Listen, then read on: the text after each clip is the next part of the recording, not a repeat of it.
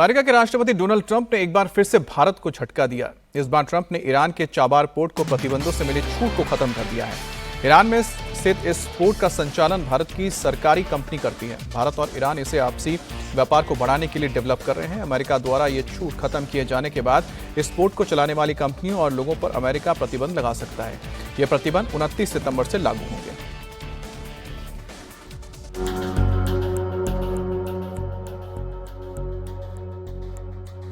ये Chabahar port है।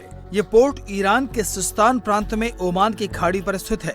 Chabahar port रणनीतिक रूप से भी भारत के लिए काफी महत्वपूर्ण है, क्योंकि पाकिस्तान के ग्वादर बंदरगाह के करीब है। इस पोर्ट के जरिए भारत से ईरान, अफगानिस्तान और मध्य एशियाई देशों के लिए व्यापार का एक बड़ा एंट्री पॉइंट खुलता है। भारत 2003 से इस प्रोजेक्ट पर काम करने का प्रस्ताव रख रहा था, जिससे कि पाकिस्तान को दरकिनार करते हुए अफगानिस्तान और मध्य एशिया तक पहुंच बनाई जा सके। अमेरिका ने ईरान पर जो प्रतिबंध लगा रखे हैं, उनसे इस पोर्ट को छूट मिली हुई थी, लेकिन अब ट्रंप प्रशासन ने ये छूट वापस ले ली है। भारत और ईरान के बीच चाबहार पोर्ट के मैनेजमेंट के लिए 10 साल का समझौता है। ये समझौता भारत के सरकारी company India port global limited और ईरान के बंदरगाह और समुद्री संगठन के बीच किया गया है। ये पहली बार था जब भारत ने किसी विदेशी बंदरगाह का प्रबंधन संभालने की पहल की। हालांकि जिस दिन ट्रंप प्रशासन की तरफ से चाबहार को लेकर यह फैसला लिया गया है, उसी दिन ये संकेत भी मिले हैं कि अमेरिका अगले 2 महीनों में भारत पर लगा 25% एडिशनल टैरिफ हटा सकता है।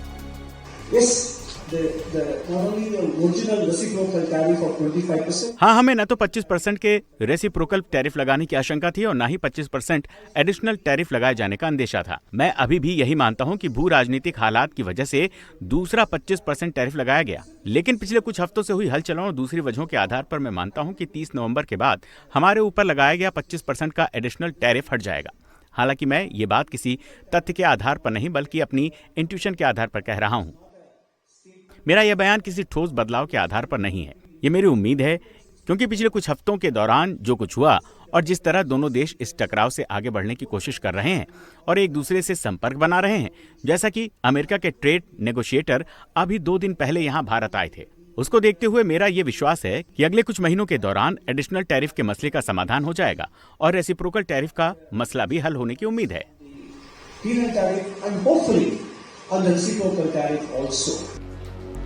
अमेरिका के राष्ट्रपति अपनी सोशल मीडिया पोस्ट और बयानों के जरिए लगातार भारत के साथ मजबूत रिश्तों की बात दोहरा रहे हैं।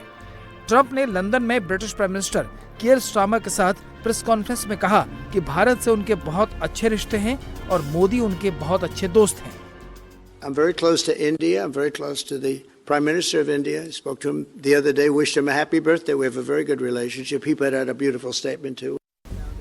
ट्रंप के इन बयानों के बीच में ये भी सच है कि अमेरिका ने इस वक्त भारत पर 50% टैरिफ लगाया हुआ है।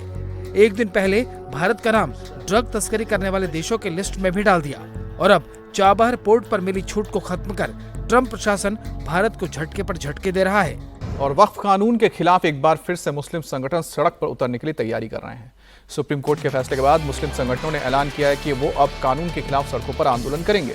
वक्फ संशोधन कानून के खिलाफ all India Muslim personal law board 24 सितंबर को दिल्ली में बड़ा प्रोटेस्ट करने जा रहा है। इस दौरान संगठन के लोग अपनी गिरफ्तारी भी देंगे।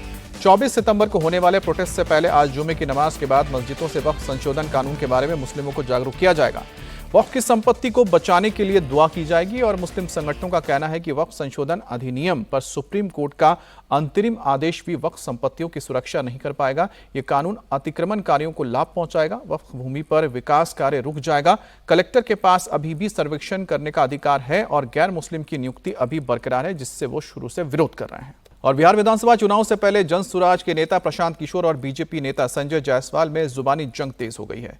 संजय जायसवाल ने प्रशांत किशोर पर निशाना साधा। सोशल मीडिया एक्स पर पोस्ट करके संजय जायसवाल ने कहा कि प्रशांत किशोर के पास बिहार के युवाओं को करोड़पति बनाने का नीम हकीम नुस्खा है, तो फिर ये नुस्खा बिहार के युवाओं को क्यों नहीं देते हैं। वहीं संजय जायसवाल के आरोप पर प्रशांत किशोर ने भी पलटवार करते हुए कहा है कि आज वो सारण में प्रेस कॉन्फ्रेंस करके चौथी किस्त जारी करेंगे। जो लोग फड़फड़ा रहे हैं वो सब धराशायी हो जाएंगे।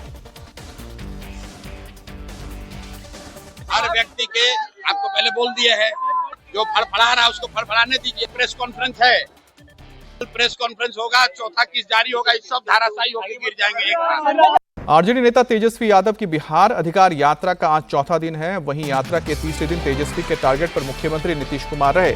तेजस्वी ने कहा कि नीतीश कुमार के राज में करप्शन चरम पर है, क्राइम के सारे रिकॉर्ड टूट रहे हैं। नीतीश राज में करप्शन और क्राइम को सरकार का संरक्षण मिला हुआ है। इस बार के चुनाव में बिहार से नीतीश कुमार की विदाई जरूरी है। इस बार बदलाव लाना है कि नहीं लाना है? आने वाले चुनाव में सरकार को बदलना है ना? आप लोग सब लोग तैयार है ना? थाना चले जाइए, ब्लॉक चले जाइए, घूसखोरी बढ़ी है कि नहीं बढ़ी है? बिना कोई घूस दिए कोई काम नहीं हो रहा। इसलिए आप सब लोगों के बीच हम लोग आए हैं एक बेहतर बिहार बनाने के लिए, एक नया बिहार बनाने के लिए। ये सरकार आप देखिएगा पूरी तरीके से जो है बिहार की जनता को, बिहार के खजाने को लूटने का काम कर रही है। तो लालटेन खिलेगा ना फिर से? इस बार बेगूसराय का 7 का 7 सीट महागठबंधन जीतेगा। जिताना है कि नहीं जिताना है? सरकार बनाना है ना? देखो, केवल ही नहीं बनना, सरकार ही नहीं बनाना, बल्कि बिहार को बनाने का काम करना है, गरीबों का उत्थान करना है। इसलिए हमको एक बार मौका आप लोग देखिए। दिल्ली यूनिवर्सिटी छात्र संघ चुनाव के आज नतीजे आएंगे। डीयू ने इसके लिए खास इंतजाम भी किए हैं। माना जा रहा है कि आज दोपहर तक केंद्रीय पैनल के रिजल्ट सामने आ जाएंगे। इस बार केंद्रीय पैनल के लिए ईवीएम और कॉलेजों में बैलेट पेपर से वोट डाले गए थे। वहीं पर वोटिंग के बाद कॉलेजों के नतीजे आने शुरू हो गए। एबीपी ने भी कई कॉलेजों में धमाकेदार जीत हासिल की है। खासतौर पर श्यामा प्रसाद मुखर्जी कॉलेज में एबीवीपी का पूरा पैनल जीत गया है और भगिनी निवेदिता कॉलेज में भी एबीवीपी ने क्लीन स्वीप किया है। लेकिन वोटिंग के दौरान हुई कोर्ट के आदेश की धज्जियां उड़ती देखी गई। दिल्ली हाईकोर्ट और लिंगदो कमेटी के आदेशों की डूसू इलेक्शन में धज्जियां उड़ाती दिखी गई और आज दिल्ली हाईकोर्ट एक बार फिर से इस मामले पर सुनवाई करेगा। प्रधानमंत्री नरेंद्र मोदी की अपील का असर मध्य प्रदेश में दिखने लगा है। दरअसल अपने 75वें जन्मदिन पर पीएम ने धार के मंच से देशवासियों और दुकानदारों को स्वदेशी का बोर्ड लगाने और स्वदेशी अपनाने की अपील की थी, जिसके बाद अब मध्य प्रदेश में स्वदेशी के पोस्टर लगाओ अभियान की शुरुआत हुई है। सीएम मोहन यादव ने कहा है कि हम पूरे राज्य में स्वदेशी अभियान चलाएंगे। साथ ही सीएम ने अपील की है कि हम सभी देश का बना हुआ प्रोडक्ट ही खरीदेंगे। जब हम आत्मनिर्भर भारत की बात करते हैं, सशक्त भारत की बात करते हैं, इसलिए माननीय प्रधानमंत्री जी ने इसमें एक मूल मंत्र स्वदेशी का जोड़ा है। स्वदेशी की भावना से ही आत्मनिर्भर भारत, सशक्त भारत बनेगा। हम सब अपने जीवन में कदम कदम पर कोई भी उत्पाद अगर कोई बाजार से खरीदते हैं, वो हमारे प्रदेश का बना होना चाहिए, हमारे देश का बना होना चाहिए, जिससे उत्पादन इकाइयों में हमारे श्रमिकों का पसीना, उनकी मूल्य, उनकी कीमतें, खास करके हमारे आर्थिक इकोसिस्टम में हमारे देश के अंदर स्वदेशी ये देश को और प्रदेश को आगे बढ़ाने में बहुत बड़ी भूमिका अदा करेगा। इसलिए गर्व से कहो हम स्वदेशी हैं, स्वदेशी अपनाओ, मध्य प्रदेश मजबूत बनाओ। हम गांव-गांव जाएंगे, गली गली जाएंगे, हर दुकानदार से लगाकर हर एक बार त्योहार तक चारों तरफ स्वदेशी के माहौल का एक अभियान चलाने वाले हैं। मैं स्वयं भी स्वदेशी को अपनाने का संकल्प ले रहा हूँ, बाकी को भी प्रेरित करेंगे।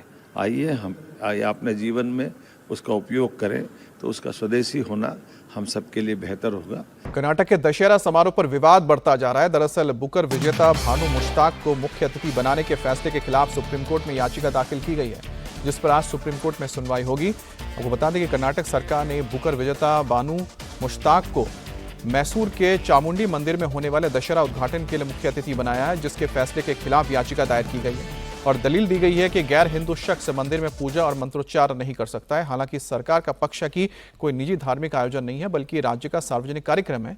ऐसे में इसमें किसी भी धर्म के व्यक्ति को बुलाने पर रोक नहीं है। हालांकि 15 सितंबर को कर्नाटक हाईकोर्ट ने भी याचिका खारिज की थी। कोर्ट ने साफ कहा था कि त्योहारों में शामिल होना संविधान का उल्लंघन नहीं है और न ही धार्मिक भावनाओं को ठेस पहुंचाता है।